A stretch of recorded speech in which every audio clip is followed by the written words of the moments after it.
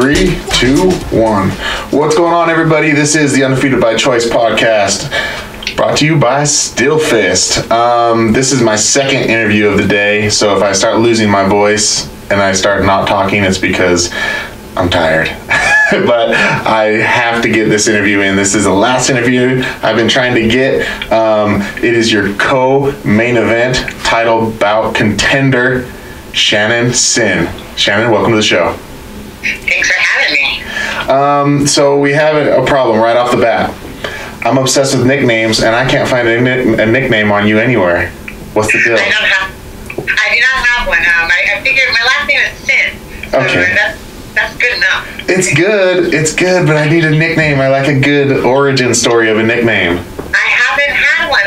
We did a thing when I was an amateur, trying to do a contest to see who would come up with the best one, and someone came up with like the 8th deadly sin. Okay. So, I mean, that was kind of cool, but it was really long, and but just nothing stuck. So.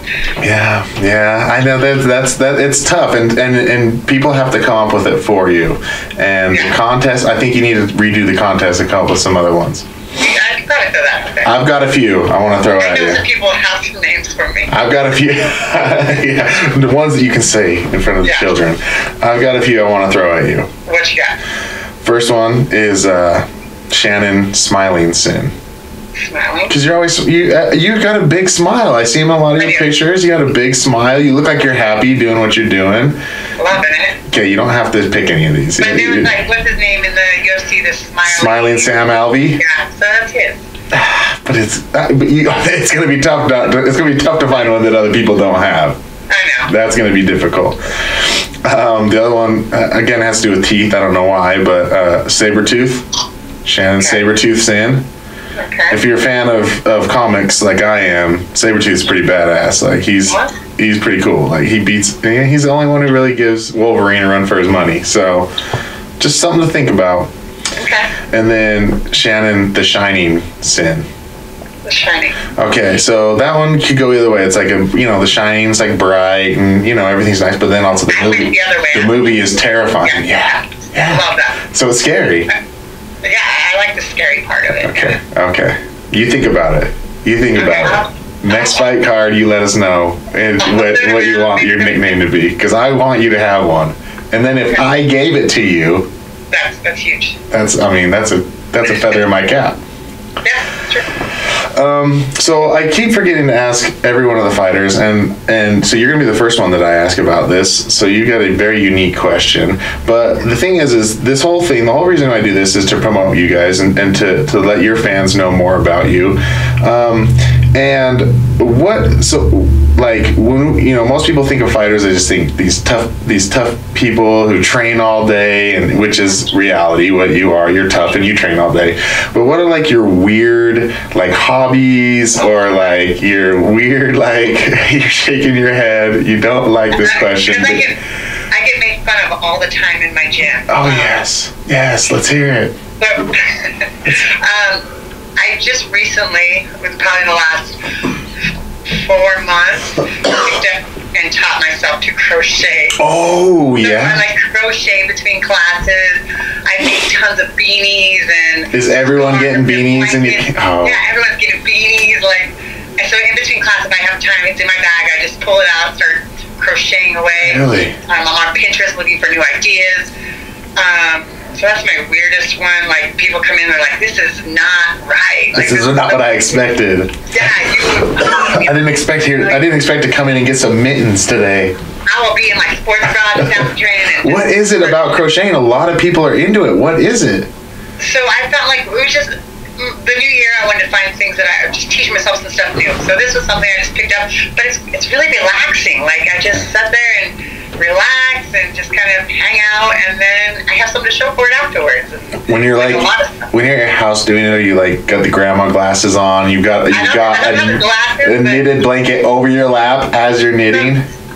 Yes, but also even weird, and I love to read too. So, but I have this little reading light that sometimes I'll clip to my hoodie or to the couch and my light, and I'll be crocheting. And my boyfriend's like, "Are you kidding me, Grandma? Like, this is so not cool." And then I'm just like, "Could you use this for anything?" Like, he's into guns. I'm like, "Did you need this for like the gun handle or something?" He's like, "Oh God." But so, you're in Colorado and it gets cold, so I'm sure he's going to be very appreciative when he has just a large amount of blankets that he can crawl under, beanies to wear. And then lastly, like I said, crochet, read, and then I'm a Jeep owner, Jeep Wrangler, so I have an old Jeep, and I just teach myself to work on that. So I'm out there fixing it and changing starters and just doing weird stuff. And I'm so jealous of that. I know nothing about vehicles. Nothing. I didn't either, but YouTube is amazing. It really is. It really is. YouTube is why this podcast exists. Literally, sound, audio, visual, everything. I wouldn't. A few friends, but mainly YouTube. Yeah, YouTube's awesome. And then my dad and my brother, they're like car geniuses, so I'll call them sometimes underneath the car, like, "Oh my God, I think I totally messed up." And no, fine. But, no, I worked at Big O Tires for a little bit, and I tried to impress a girl, and I was like, "Yeah, I'll come over and change your oil." I drained her transmission fluid because it was a Jeep, and the transmission fluid is in a different spot. Yeah. And it's on a Jeep than it is on any other car. So I drained her transmission fluid, and then I put more oil into her oil. And so, no, I didn't put oil in the transmission fluid, but I didn't drain the oil out. So when I put all the oil in, it just overflowed. And then, there's so much to this story. And then it doesn't go when you start it. No. I had to call my buddy who worked at Big O Tires. I was like, "What do I do?" And he's like, "Don't ever change the oil on your own again if you don't know what you're doing." Needless to say, I didn't get the date. Oh, wow. She was not impressed with what I did, with my performance. But, after all was said and done, I felt impressed that that her car still ran. It still ran, and so at the end of the day, it was a win on my part. So, what last thing I'll get about this? But when you said you like to read, there's only one series that I've ever read, so I need to know what you like to read, so I can maybe recommend this to you. I read all kinds of stuff. A lot of mental training, self-help books. Okay. Then I like to read. Right now, I'm stuck in. There's a TV series going on, The Outlander. I've heard of it. So I think it's a Showtime series, but I've never watched the movies or the series, but I'm reading those right now. The books are like 100 pages, like long. They're huge books, and I think I have like 6 or 7 of them to read. So that keeps me busy in between, and that's it. Okay. If you're ever looking for a new series, and it's a fantasy series, but it's Stephen King. It's a Stephen King. It's called the Dark Tower series. Okay. And it is amazing. It changed my life. I'm not a reader. I don't read. I do not. And my family, my brother and sister are big readers, and they were like, "Matt, you have to read this book. You have to read it. If you just read the first one, if you don't like it." And I was like, "Guys, I won't even get through the first chapter. Like, I don't read." Yeah. I was locked into this book for 3 years. That's awesome. Locked in. And I got to the point where I was at the very end, and it was the last book, and it was like a kind of part of the book where everything was like kind of safe. And I stopped reading for 3 months because I was like, everyone's safe. I'm scared. I don't want to know what's coming next. They're safe right now. And I left them for 3 months because I just could not finish this book. So I recommend it to everyone. It is amazing. So you need to check it out. All right. So let's get to serious business here. I'm guessing you're done with training camp. You were. Yeah. When was your last hard practice? We trained on Saturday. So Okay. Saturday we closed out camp with some sparring. Now just cruising, dropping the weight. Yeah. Do some motions, nice and light. I travel tomorrow, so. Oh yeah. You driving or flying? Or flying. Okay. Yeah. All right. I love road trips, but if I'm cutting weight. Yeah. Yeah, not as fun. Not as fun. I had to drive. I like to have like the red vines and singing in them all the way. Yeah. You want excitement, you want sugar, you want all the fats. So maybe drive back after the fight, and you can just you're not gonna do that. And so where do you exactly train out of? So I'm in North Glen, Colorado, so just north of Denver. Okay. At Grinders Fitness, it's actually a gym that I own with my boyfriend and 2 other couples. Awesome. So we train here. I've got a fight team here. And then I also do a lot of cross training at Genesis Training Center. So between the two, there's so many female fighters in Colorado. I get plenty of bodies that come in and out, and it's pretty awesome how the cross training works around here. So I train with plenty of a lot of girls, and but mainly out of my gym. I was gonna ask that because I'm we have 4 females fighting on this card, both of them for championships. Female MMA is growing. I love it. I'm a father of a little girl, and I want her to be. I don't care if she's a fighter or not, but I want her to be a martial artist 100%. And so I'm very supportive of women's MMA. And I was going to ask you if Colorado is good in that aspect, because Utah we don't have a lot of female fighters right now, and it's tough for them to find training partners, and they're having to travel, and so but I was Colorado is like a hotbed of MMA right now. It's crazy. It's almost like Vegas. It's almost like Vegas. You can't like throw a punch without hitting a fighter. Like in the street, like everybody's a fighter out there. And what is it about Colorado that's driving all? I mean, you got some of the world's top coaches out there. So what is it about Colorado that drives everybody out there? I think the coaching is huge, and then we have so many great world-class fighters here. I mean, Rose Namajunas is here. But not only that, then people kind of gravitate here for the altitude training on top of it all. And so then once they get settled, people just flock to those names and the training with them. So I think it's growing because of that. I don't know. Outside of that, I don't know, but it's huge. And the females, for a while here at our gym, we had, I think it was probably 7 female fighters on the team, and the men's team was a couple that would show now and again. Now it's evened out a little bit, and we're growing more, but it was kind of a female team here. So. Yeah. Oh, that's awesome. I love hearing that, and I wish Utah could get on the same. We're trying to promote that. I personally am trying to promote that. I keep trying to sell Utah to people. I'm like, you got altitude here in Utah. You just run up in the mountains. I feel like it would probably be a lot similar to you. There's not going to be a big adjustment. Have you fought here in Utah very much? I have not fought there, no. Okay. I don't think it's going to be a huge adjustment as far as altitude or anything like that. We're obviously not a mile high, but we're pretty high. It's pretty high, yeah. We're pretty high. I think you'll feel great. Cool. I loved it. I went out and was training out in Florida once, and I felt like the man. I felt like I was like I could do strongman competitions out here. I could do marathons out here. I could do anything. I felt amazing out there. I was like, and that's why I was like, man, why don't more fighters? And like I said, I know Colorado is huge. I was like, why don't more people come out and train in Utah? Because you go out to anywhere else and you're going to be a killer. Easy. Yeah, it's easy. Yeah. So, have you brought any girls in specifically for this fight with Kaytlin, or are you just training with your regular training partners? I mean, you say you cross train a lot. Is there anybody that you're like, anything you're looking for in particular with a training partner? Not in this camp. No, I feel like I have a good variety of them.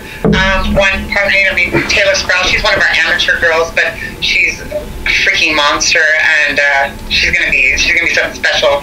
She's been my ride or die for this entire camp, as far as going through all my conditioning with me, drilling whenever I need her. So she's been my main just person through this. But no one specific. Just with all the rest of my team here at Grinders, at Genesis. Coincidentally, a couple of their 125-pound male fighters have fights the same weekend, so we kind of went through camp together, did a lot of multiple sparring sessions a week with them.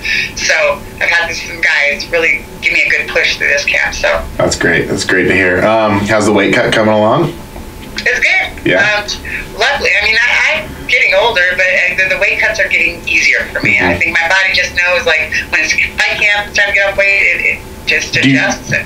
Do you do a bigger cut? Is it a bigger cut for you, or is it? You're saying it's becoming natural, but is it still you feel like it's a good amount of weight you're cutting, or you stay pretty close? Overall, I always stay within because I want to be ready for short notice opportunities. I would hate to not get to fight because I was slacking on my diet or something. And Yeah. don't get me wrong, I'm a foodie, and I'll go get some crazy, like, eat an entire pizza or, Now you're speaking to my soul.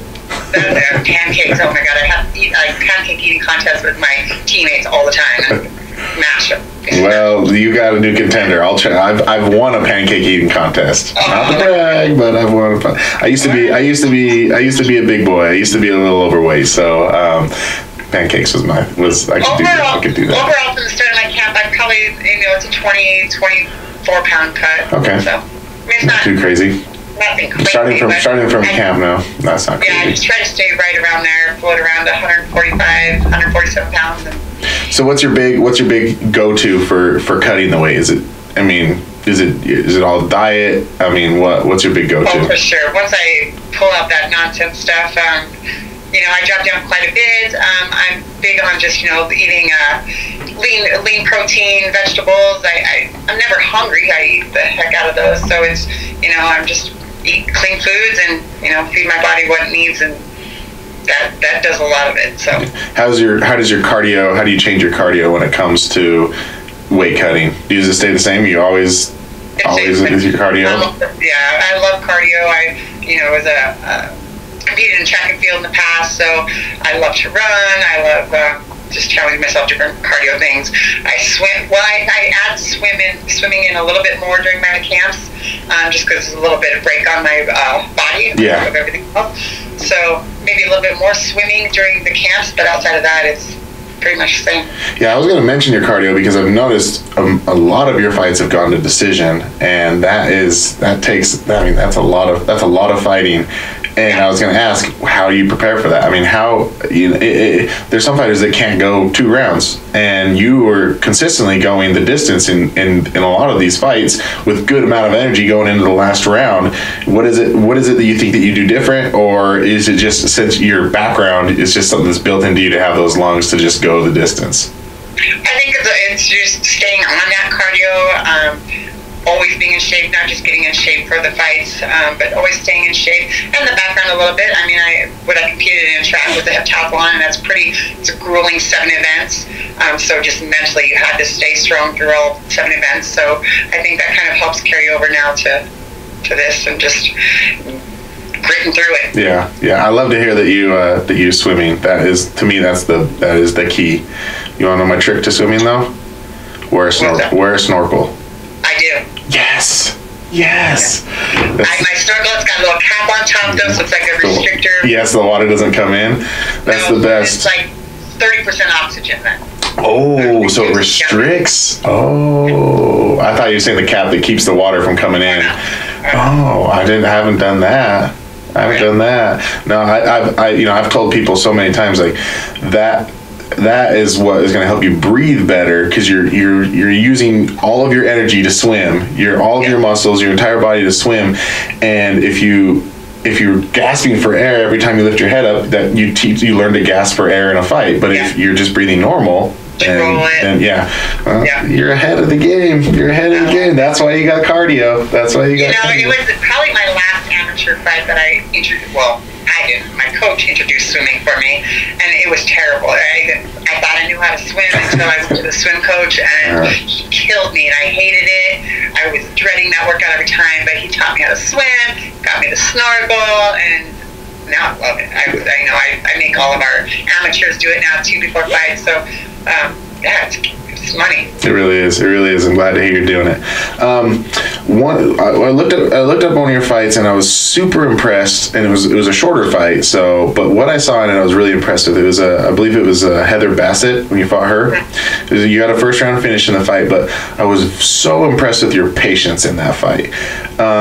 You weren't throwing out kind of lazy jabs to kind of get her distance. You were really stalking her down, and you were picking your shots, to which everyone you threw, you were landing. Not everyone, but for the most part, you were really patient in the punches you were throwing. And I get caught up a lot of times in sparring, just like if something's not happening, I got to do something. You know, I got to, even if I'm just tossing my jab out there, I got to do something. I can't. And I'm just wondering how you developed that patience, if that's something that you've learned through your experience, or have you always been that way? Like you're just going to pick your shots. Like where and how did you develop patience in the cage in the moment? I think I have definitely not had that all the time. That fight was, it was just a good fight. It was a good camp. I felt really, really confident in my striking then. Going into that fight, I am just confident all the way around. So, I don't know, I just felt good. I wasn't, intimidated by her striking. She had just fought, actually, though, KGB Andrea Lee before that for the LFA title. So I knew she was a tough girl, but I had crazy confidence going in there and, stuck to the game plan. The game plan was to do that. So just listening to my corner, training that way throughout the camp, and it paid off. It paid off in a big way. I was very impressed. I was very impressed with the patience you had there. I was like, man, I was like, throw something, like, because she was kind of throwing stuff out there, and I was like, throw something, and everything you did, when you did throw something, you made sure it counted. So it was very impressive to watch. I also wanted to ask, what's it like? Because a lot of fighters have never experienced this. What's it like fighting in a tournament style fight? What was that like? That was some crazy shit. Yeah. It was fun. I'm so glad I did it, and I can say I did it because that's kind of how it was in the beginning. So I'd like to say, I did a tournament. I fought 3 fights in one night. They actually asked me if I wanted to do another one coming up, and I kindly rejected that. No, thank you. It was hard. It was really hard. The rounds themselves, it wouldn't seem like they're that hard, but the adrenaline dump you get between the fights and the exhaustion and trying to pick yourself back up and warm back up and get back in there, and with that same kind of intensity, that was very hard. Yeah. But it was fun. Yeah, that sounds like my nightmare. You go in, you win a fight, and you're like, yeah, and you're like, I gotta do it again. And I mean, how long were your breaks in between? Oh, not very long. An hour or less, maybe 40 minutes to an hour between the fights. Yeah. And that was the thing, like, I won the first one, I was like, like, hugging my fans and doing the post-fight interview out off the stage and being excited. My coach was like, get your ass back in the bag, like, calm down, lay down for a second, drink lots of water, we don't want to cramp. And so it was hard to control that emotion, and, like I said, getting fired up for the next fight was Well, I mean, again, hats off to you for doing that. I don't think even with the ability to brag and say, it's the way it was in the old days, I'd be like, nah, I'm not gonna do it. I want to know who I'm fighting. I want to know, what I'm getting into. I just, and that was the thing too. You didn't know. Yeah, you didn't know who was going to be next. You just knew. I'm sure you just knew the girls that were in the tournament. And you're like, hey, I could be fighting any single one of them. Yeah. Oh man. Well, congratulations. Good job on even doing that. That was. I was watching the video and they're like, this is her 6th round, and I was just like, what? No, thank you. That's awesome. So we got this fight coming up this freaking weekend. 4 days away? Probably 3 days by the time people watch this podcast. What's going through your mind? Where are you at right now with the fight mentality? How you see it going? Where are we at? I am looking so forward to this fight. I am excited. Like all week, it's only Tuesday, but this afternoon teaching classes, and yesterday, I've had my members of the classes come in and look at me like, we know it's weight cut week. How are you feeling? And I'm just happy. They're like, whoa, this is weird. Like, you're so chipper right now. I'm so excited for this fight. I feel ready. I'm confident. Like you said, I just came off of this fight tournament, so I only have to fight one fight. So I'm very excited about that. Only going into this one fight, I know who I'm fighting. I feel good. I've added some new stuff to my toolbox. So I'm excited to throw it out there and go to work. Yeah, I keep telling everybody, because this fight card's a big deal here in Utah, and everyone's talking about Clay and Lucas, but I hear just as many people talking about the co-main event. I hear just as many people going, these two girls, they're gonna be fireworks, and I keep saying time after time, the girls steal the show. You know, UFC time, month after month, the girls steal the show. So I'm like, this is a fight that I'm super excited to see. I mean, I'm very excited to watch Clay and Lucas, but man, I'm stoked about this entire card. But you know, by the time we get to the main card and to the co and main event, I'm gonna be, you're gonna hear some cheers coming from me. I'm just a fight fan in general, and these are matchups I'm so ready to see. And how does it? So you know, as a fighter, you know, you expect that. You know, everyone says they want to fight the best, and they call people out, and that Kaytlin was the name that you were the name that Kaytlin came up with. She wanted to fight you, and as a fighter, how does that feel, knowing that someone had their eye on you, that you're someone that they want to test themselves against? Cool. Yeah. I don't turn down fights, and that maybe why my record is the way it is a little bit. I don't turn down the challenge, though. I've fought the best out there. Yeah. It's been a really, really tough fight. So if somebody wants to fight me and it makes sense, you know, at the time, this one definitely does. Yeah. Let's go. Yeah, to me, that's always like, you know, I just want everyone to like me, and so like when even someone would call out my name, I'm like, wait, why are they calling out my name? To me, I'm sensitive, I'm soft, and so you know, I was with my teammate at the last group of fights, and someone called him out, and he's just like, okay, yeah, okay, and I was like, do it bother you? Like, but you know, it's an honor, and it's also, you know, well, good, because now we get to fight. Yeah, now we get to do it. So, you know, I always wonder, like, what's going through everyone else's mind? Because my mind, I would be like, wait, why do you want to fight me? What am I doing? So yeah, no, I'm glad you have that mentality. You know, Kaytlin's a tough fight. What do you see her strengths being?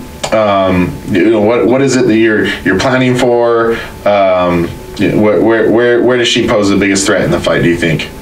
You know, honestly, the way I get ready for my fight, it's an MMA fight, and I think it happened. We all changed through our camps. So I focus on my weaknesses. I look at my last fights, and I'm trying to improve there, because I figure that's what they're looking at on me. So really, my focus has been on me and improving where I feel I'm the weakest, or where I've gotten beat at before, but also, you know, of course, rounding out everything. So I think she's a well-rounded fighter, as I am, and I really think this is it's a great matchup. Yeah. Focus on your weaknesses, importance, but also noticing your strengths. Where do you feel the strongest? Where do you feel like you stand above anybody?